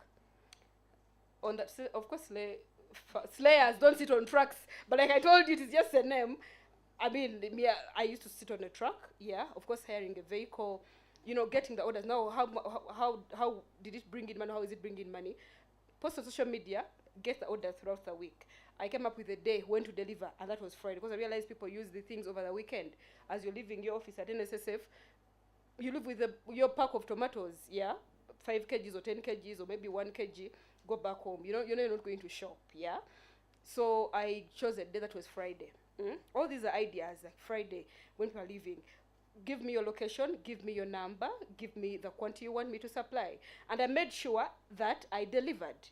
Yeah, because I wanted to retain. You're talking about retaining customers. Yeah, people are going to come, but what's going to make them stay? What is going to make them order from Slay Farmer? Yeah, I made sure that I delivered. And if when I failed, of course, traffic. I give you. I tell you I'll be here at 2 p.m. I failed because of traffic and other issues. I still communicate. Communication is very important in business. That's what I've learned. Yeah, don't take a customer for granted. Even if they got only 2 kgs, there are some guy. Only 3 kgs, but he's going to call you Sandra. you get. So you don't say, but only 2 kgs. You have to humble yourself, yeah. When you share a story to others, like, but how could you even talk to you like that? It's because you never know. And of course, some have, grown from 2 kgs to monthly subscription. There is buy every week, you get from me. So you have to be very humble when you're dealing with customers. You have to communicate. Don't take them for granted that he will understand only 2 kgs. When you're not going to deliver, because these people have their expectations. When you're not going to deliver, now for me, does deliveries. I tell you at 2 p.m. I fail. I communicate, please, can I do tomorrow? Or maybe can you still wait? So that they're in the know. That way you're respecting their money. And also you have a brand to protect. Because I don't think you would be happy or me getting those bad reviews on my social media platform. Oh, she tells you she's delivering tomatoes and she doesn't deliver, you get. And also over time I've learned that okay, when I said it was only tomatoes, was that was growing. So like, but now I still have to go to the market to get onions. Why don't you start bringing us all the things? But I was growing them, though on a small scale, these other vegetables. I was like, wait a minute, this is a good thing. So I came up with a combo. Yeah, of course, with a few of my team members. Like, I think we should start doing a combo. Yeah, it's like that. There is no reason we don't want you to go to the market. Why should you surely go to the market when I'm here, a local farmer? Support me. Yeah. So we came up with a combo which has tomatoes, carrots, green peppers. Others of course, we also came up with add-ons, the butunda, passion fruits, and those other things. Yeah. Also make sure that what you advertise is what you give. Don't say you're giving juicy tomatoes round and you bring oval-shaped and you bring rotten. Don't say you're bringing 5 kgs and you take 4 kgs. Yeah. Some people want quick money. People think, of course, when you're on social media, yeah. Or maybe I'll use my guy to deliver. Where will they find me? Me, it's about getting the money. Be very honest. That is what has kept me, going. Very honest. Even if they are less by kg, communicate to your customer. Then we were supposed to be 5, but they are less. Maybe also reduce the money, something like that. So that's how it has helped me. I put up a poster, flyer. I get the orders, yeah. Then I make sure I deliver. And even when I fail to deliver, I still communicate to them. Because, yes, I've retained some. Of course, some for other reasons they've left. But I still get recommendations. So, yeah, and that has kept me going. Okay. Yeah. Sounds good. We have a question for you before I let you go. Me? Yes. Okay. Geoffrey Mabirizi is asking, Sandra, what percentage of your product is sold using social media? Oh, Are yeah. you purely social media, or do you sell a certain percentage online and then other offline channels? I think 60%. Wow. Because I realized we are being cheated. Other farmers, by their spokesperson. Self-proclaimed spokesperson of farmers. We are cheated, yeah. They cheat, especially middlemen. Like I told you, we don't dictate the prices, yeah. So they cheat us. A middleman will come or a trader, and they tell you, they grade them. This size, the big, I'm giving you this amount. You go through a lot of, of course, inputs are expensive. Even the work, paying workers and all that. So that's why I had to use social media so much. It's like that. These traders also sell them buchere, we call them buchere, those small size tomatoes, yeah. Because I know with small size tomatoes, they're going to give me little money, but at least I've already gotten some from social media. So I make sure that I try social media so much, and also referrals, and I also do door to door. Yeah, get my flyers now. Come to your area if I know where you stay. Maybe let's say in Tinda or Chireka. Try to distribute. Because at the end of the day, it's marketing. Tell them there's something new, and it's purely done by a farmer. I front that so much because many people look up to me, especially fellow farmers. They say, Sandra, we're also coming, it's you who's going to help us maybe get the market, get good prices of our products and all that. So I think 60%, I sell 60% of my product on social media. Yeah. Right, that's quite impressive, Sandra. If you have any questions out there, feel free to post them. If you're on Zoom, just hit the chat. If you're on Facebook, Twitter, YouTube, please feel free to comment, and we'll get Uncle Mo and the slave farmer to respond. We already have some for you, Uncle Mo. Henry Sally is asking, because you're the one who is encouraging people failing. So he's asking, at what point along the journey does one realize they are making too many mistakes that they are deterring their growth? In the Bible, there's a part that people want to refer to allow themselves to drink alcohol. There are a number of scriptures, but one is a part that says, take alcohol for your stomach that gets ill often. And it has been understood that God was the one saying that. It was not. It was Paul speaking to Timothy. But no one wants to tell people it was Paul telling Timothy. Now, when I was talking about this, I continued to say that the good thing about mistakes is whenever you make one, you have discovered a way that does not work. And over time, when you discover a way that doesn't work, it pains you. The guy who made the bulb, Edison, I think, yes, Thomas Edison, they claim he tried 1,000 times. I don't know who was counting. But he's the one who's like, I would discover something I want to do on the next bulb trial. It costs for the bulb to go bust. So over time, you just don't want it inside you. You have to have a problem to not be so mad to not touch another mistake again. So over time, it's your personal discipline and what you want to achieve that keeps now getting you in line to make sure, let that be my last mistake. Let that be my last mistake. So over time, you realize that I have reached a level where we don't make mistakes. So that whenever a mistake is made, as in, I don't know, a head rolls. But it's because you have suffered. Every mistake gets you suffering. That guy was making bulbs. A bulb will go off, they'll get another inert, until when they discovered which inert gas will have to be enclosed in a piece of glass, and it will shine for some time for people to see things inside their house at night. If it is okay to just keep busting those bulbs, Edison was losing money. So that's it. It just comes over you. Sandra, you'd like to add to that?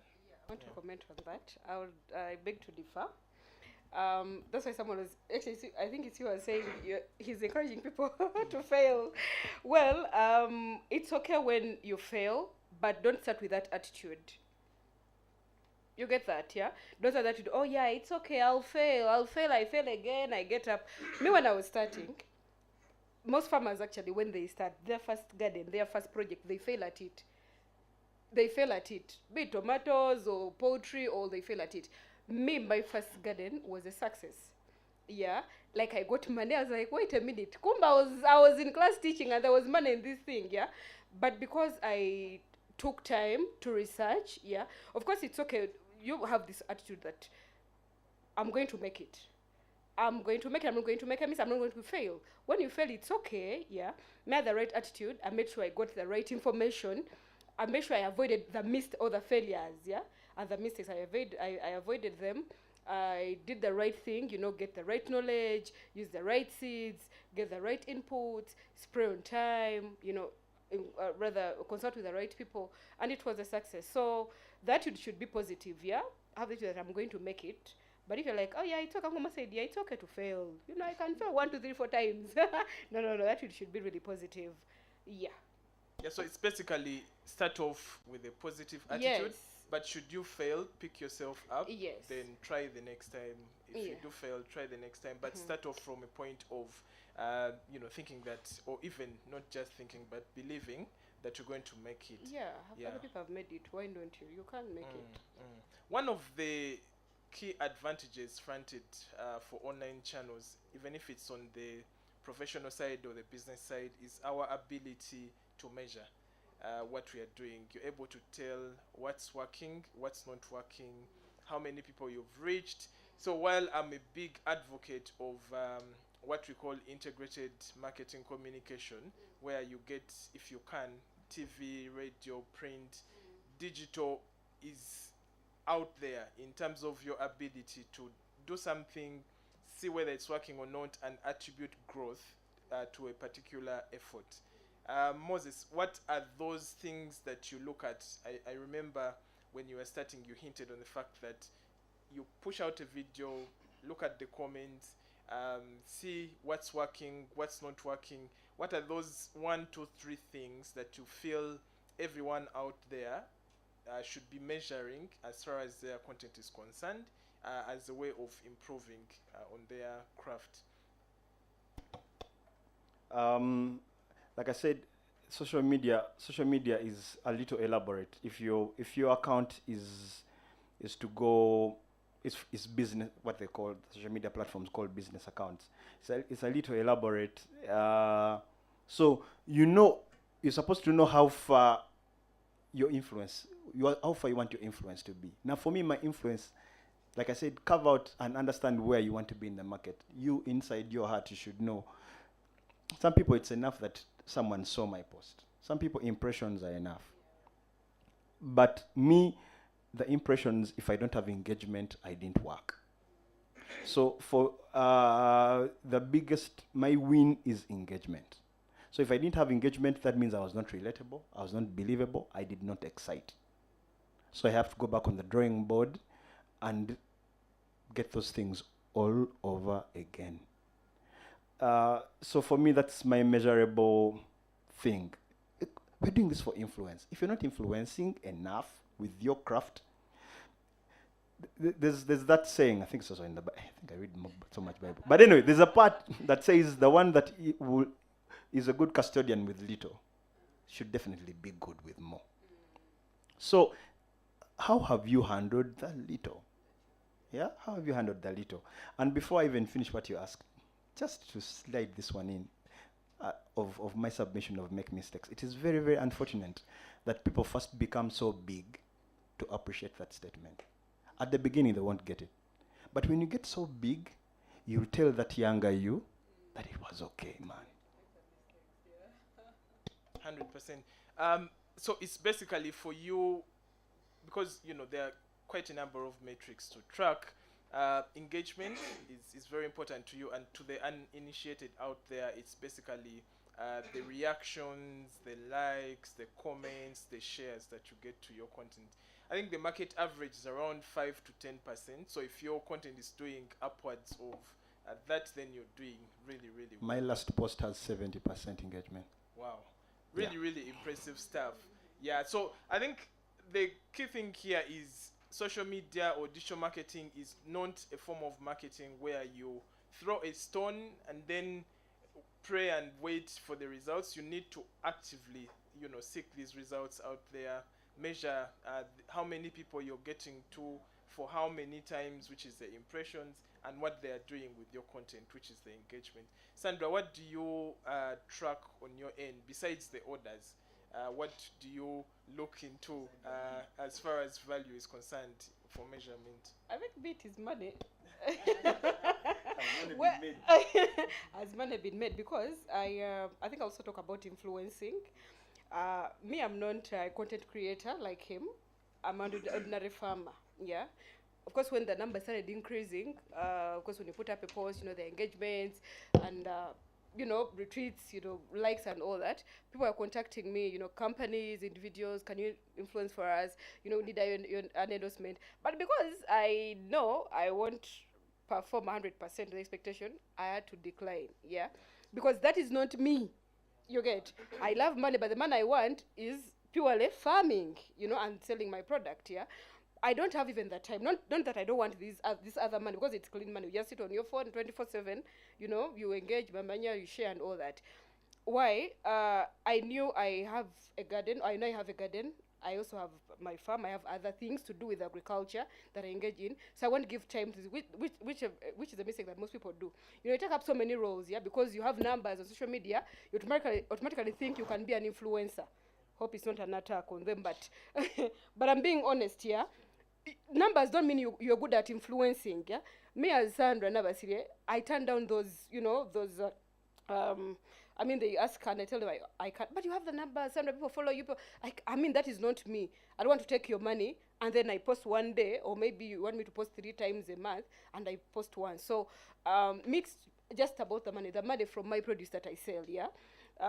Maybe the kind of, okay, how maybe money comes in besides the product that I sell is when maybe companies contact me that, Sandra, we have this, maybe want to train our staff about tomato farming. Can they come to maybe is it called Rotaract or Rotary, whatever? They contact me, want to bring our members to your farm to start. That's when the money can now come, because I know it's a one-day thing, yeah. I'm not committing myself to doing what I'm not going to deliver, you get. So unlike him, meat surely farming, and if you want to support it, buy my tomatoes, call me for trainings, mentorship, and that is it. I don't, and it also helps you as a brand, yeah. And if you want to build yourself, because that's why I also said, don't do so many things. Now you're a farmer, you're selling tomatoes, and then now you're influencing, and then the other day I don't really think you can deliver, so me, I chose one thing and I'm focusing on that.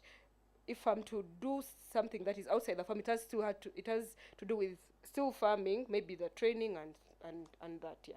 So the value is money. When I get money, that is it for me. That's what I've gained from my social media. People order, Sandra, I want tomatoes, want a basket. We have functions. I have a grocery store. Can you start supplying me? Restaurants contacting me, hotels contacting me, companies contacting me to supply their stuff. That is where I see the money coming in, and that's where I've concentrated. Yeah. I think on the influencing part, for me, the question I always ask brands or anyone is it the hype or the type? Because like you rightly said, having the numbers is not the story. Yeah, in it's itself. not. It's not. I'll hand over back to Mr. Headmaster, sir. Over to you. Thank you, John. You still missed out a sir before headmaster. So it's sir, headmaster, sir.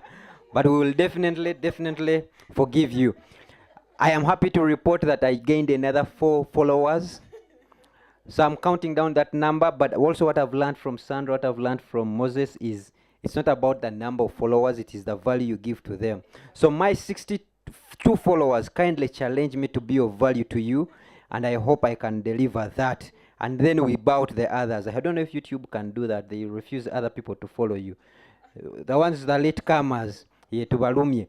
But as we come to the end of this, I want to ask some questions. Like, you guys are all digital something, slay, digital something. So let me ask some questions from the layman's perspective. And I would need to get your professional beat about it. Who is supposed to be on social media? And why? I'll give John that one. Yes. Yeah.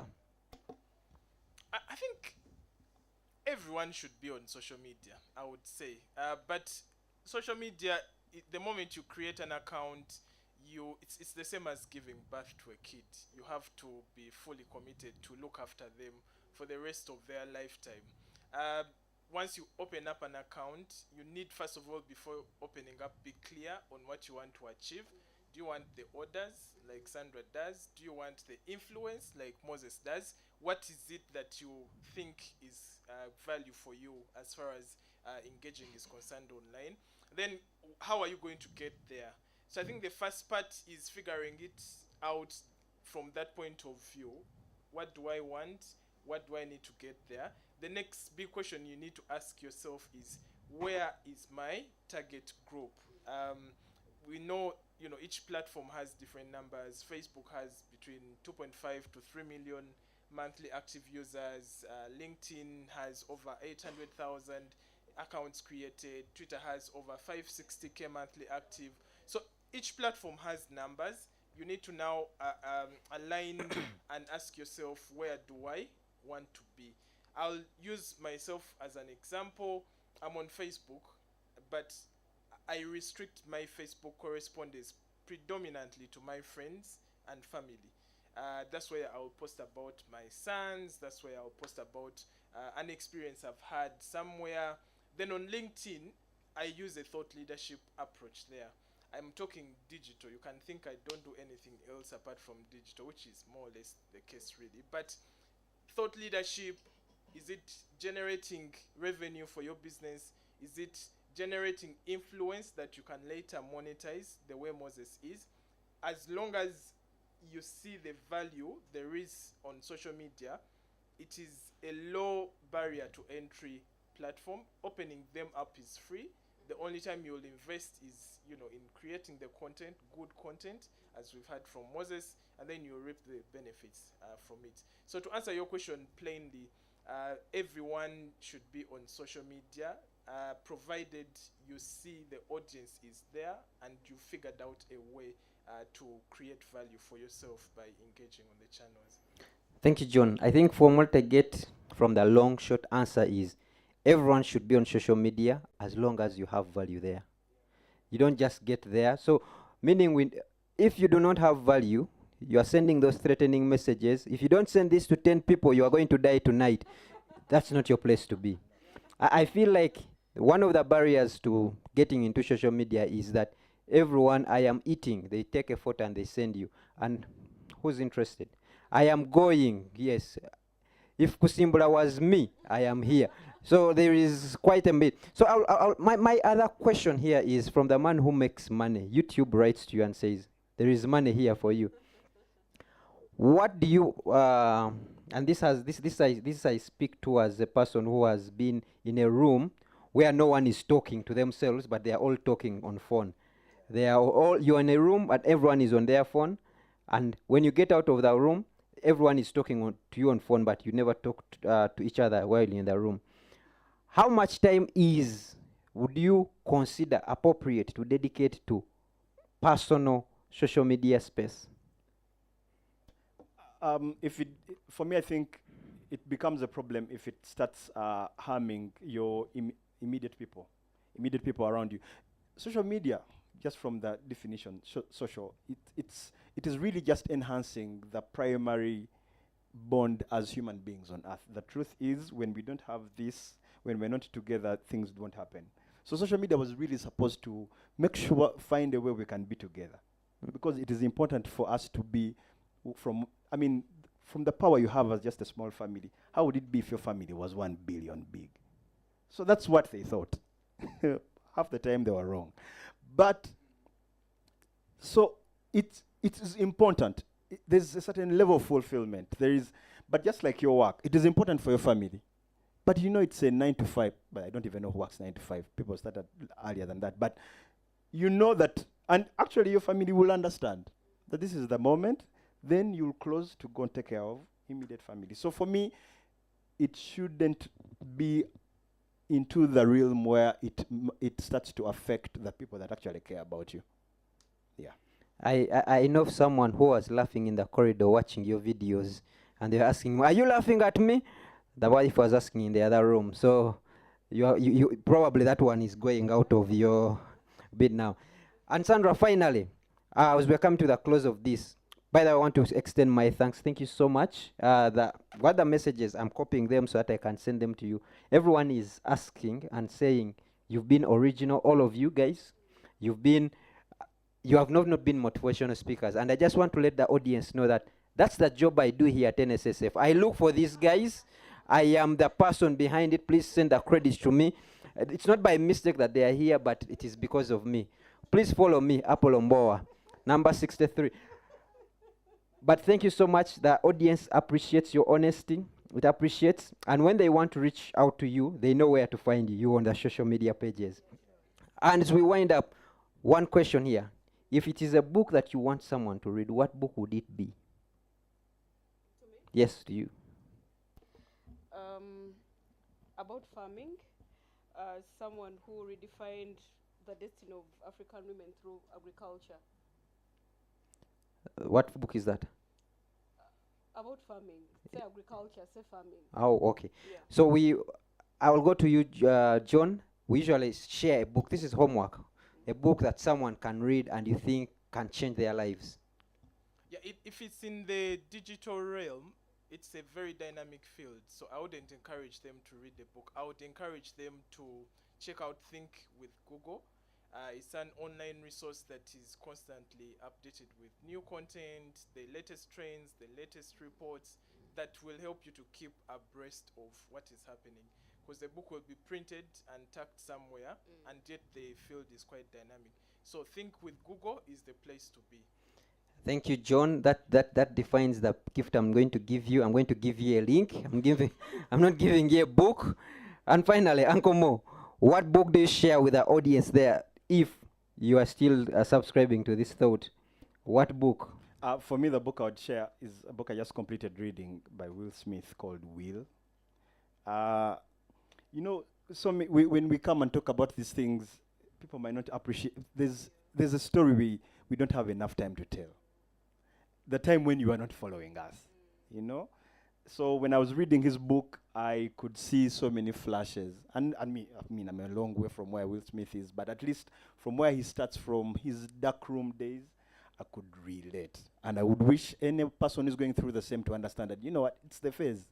Yeah, keep plowing through. Yeah. Thank you so much, Uncle Mo. Thank you so much, Slave Farmer. Thank you so much, John Senkezi. Always it's the time that cuts us off, that where the conversation can continue. From NSSF and everyone here says we thank you so much for dedicating some time to watch this with us, to learn with us, to convene in class, to be there, take notes, take the homework seriously. These things for us, we are paid. And me, I think in all these people, even the three here, I think I'm the only one who is paid, and I'm paid to talk.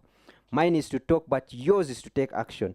No one is going to pay you for discussing that what you have heard this, and then you go discuss and do Lugamba around it.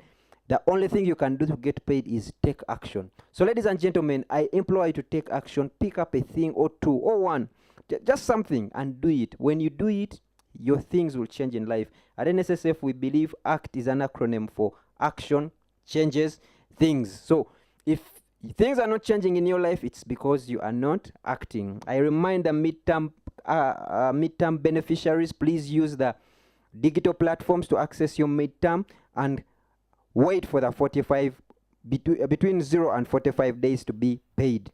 Don't submit today and then tomorrow you are saying, I have not seen the money, but that money will come. Ladies and gentlemen, it's been an honor. It's been a pleasure to have you. Thank you, John. Thank you, Sandra. Thank you, Moses. It's been an honor. From NSSF and the Council of Ladies with whom I serve to present you this, we say thank you and goodbye.